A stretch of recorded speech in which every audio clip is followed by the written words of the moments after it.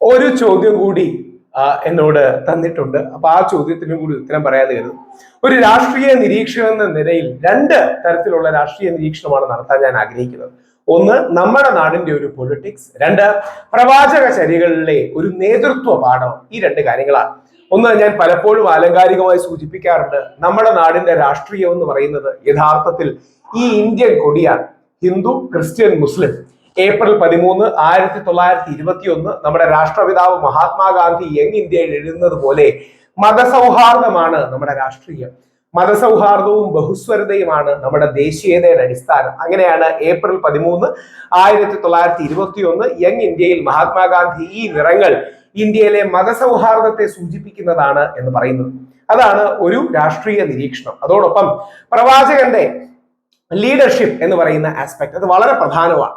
ആധുനിക കാലത്ത് ഏറ്റവും പ്രധാനമായി PhD തീസിസുകളിലും ലോക യൂണിവേഴ്സിറ്റികളിലും പഠിക്കുന്ന ഒരു ലീഡർഷിപ്പ് പാറ്റേണിന്റെ പേരാണ് സെർവിങ് ലീഡർഷിപ്പ്, സെർവന്റ് ലീഡർഷിപ്പ്, അല്ലെങ്കിൽ സേവിക്കാനുള്ള അല്ലെങ്കിൽ സേവനം ചെയ്യാനുള്ള മനോഭാവത്തോടു കൂടിയുള്ള നേതൃത്വം. പ്രവാചകന്റെ ജീവിതത്തിലും വ്യത്യസ്ത ഹദീസുകൾ പരിശോധിച്ചാൽ നമുക്ക് മനസ്സിലാക്കാൻ കഴിയും ഈ ലീഡർഷിപ്പ് എന്ന് പറയുന്നത്, അതായത് യഥാർത്ഥത്തിൽ ഒരു വ്യക്തിയുടെ നേതൃത്വം എന്ന് പറയുന്നത്, സമൂഹത്തെ മുമ്പോട്ട് കൊണ്ടുപോകുന്നു എന്ന് പറയുന്നത്, അത് യഥാർത്ഥത്തിൽ ഒരു സർവീസ് ആണ്. ആ യഥാർത്ഥത്തിൽ ഒരു നന്മ ബാക്കിയുള്ളവർക്ക് ചെയ്യുന്നതാണ് എന്ന് ഞാൻ ചില വളരെ രസകരമായ ചിന്തകൾ അതിനെക്കുറിച്ച് പങ്കുവെക്കാം. വ്യത്യസ്ത ഹദീസുകളിൽ നിന്ന് എടുത്തതാണ്. ഷാഹി അൽ ബുഖാരി അടക്കം ഷാഹി മുസ്ലിം അടക്കമുള്ള വ്യത്യസ്ത ഹദീസുകളിൽ നിന്ന് എടുത്തതാണ്. അതായത് ലീഡർഷിപ്പ് എന്ന് പറയുന്നത് അടിസ്ഥാനപരമായി ട്രസ്റ്റാണ്. നമുക്ക് ജനങ്ങൾക്കുള്ളിൽ ഒരു ട്രസ്റ്റ് ഉണ്ടാകണം. എല്ലാ ലീഡർഷിപ്പും അക്കൗണ്ടബിൾ ആണ് എന്നുള്ളതാണ് മറ്റൊരു പ്രധാന ചിന്ത. മൂന്ന്, നിങ്ങൾ ലീഡർഷിപ്പ് സീക്ക് ചെയ്യരുത്. അതായത് നിങ്ങൾ ലീഡർഷിപ്പ് സീക്ക് ചെയ്യരുത്, ലീഡർഷിപ്പാണ് നിങ്ങളെ സീക്ക് ചെയ്യേണ്ടത് എന്നുള്ളത് അടക്കമുള്ള ഓണസ്റ്റി ഇൻ ലീഡർഷിപ്പിനെ കുറിച്ച്, ജസ്റ്റിസ് ആണ് യഥാർത്ഥത്തിൽ അതിന്റെ കീ, അതിന്റെ ആത്മാവ് എന്നതിനെ കുറിച്ച്. ഇതിലെ ഏറ്റവും പ്രധാനമായ ചിന്ത ഈ ലീഡർഷിപ്പ് അമാന അഥവാ ഒരു സീക്രട്ട് ട്രസ്റ്റ് ആയിട്ടാണ് കാണുന്നത്. പ്രിവിലേജ് അല്ല, ബാക്കിയുള്ളവരെ ഭരിക്കാൻ നമുക്ക് കിട്ടുന്ന പ്രിവിലേജ് അല്ല, പകരം അതൊരു വിശുദ്ധ യാത്രയുടെ ഭാഗമായി നമുക്ക് ലഭിക്കുന്ന ഒരു ട്രസ്റ്റാണ്. അതുകൊണ്ട് തന്നെ നേതാക്കൾ ജസ്റ്റ് ആയിരിക്കണം, ഹംബിൾ ആയിരിക്കണം, ഓണസ്റ്റ് ആയിരിക്കണം and caring towards their people. പരിശുദ്ധ ഖുറാനിലെയും ഹദീസുകളിലെയും റെഫറൻസ് എടുത്തുകൊണ്ടാണ് ഞാനത് സൂചിപ്പിക്കുന്നത്.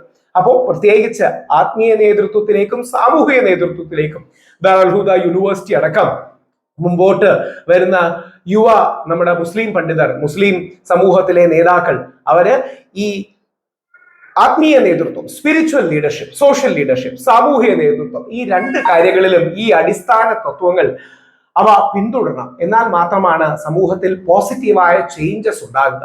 അതായത് മഹാത്മാഗാന്ധിയുടെ ഭാഷയിൽ പറഞ്ഞാൽ ഇന്നത്തെ ലീഡർഷിപ്പ് എന്ന് പറഞ്ഞാൽ how to get well along with the people എന്നാണ് അദ്ദേഹം പറയുന്നത്.